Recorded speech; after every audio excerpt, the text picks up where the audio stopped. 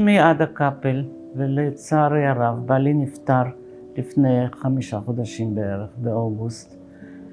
ונזכרתי שלפני 2 הייתי בלוויה מאוד מיוחדת, במנוחה נכונה, בראשון לציון, והתרשמתי מאוד לטובה מאותה לוויה שהייתי בה. היחס החם שקיבלתי מאנה, רק חיזק שאני הולכת למקום הנכון, רק חיזק שאני עושה את המעשה הנכון. כן, הייתי שלמה עם עצמי.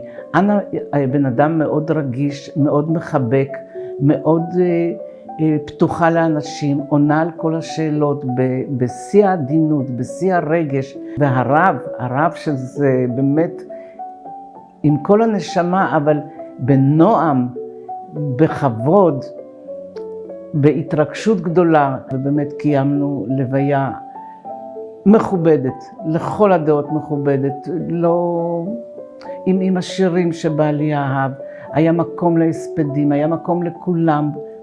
הרגשתי שבעלי מקבל את מה שהוא ראוי לו, אם אתם מחפשים את השלווה ואת החיבוק, את הנועם, את הרגישות,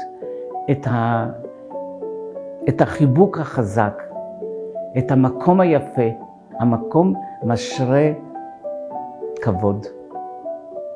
הכל היה בסדר גמור, הכל היה לטעמנו מה שנקרא.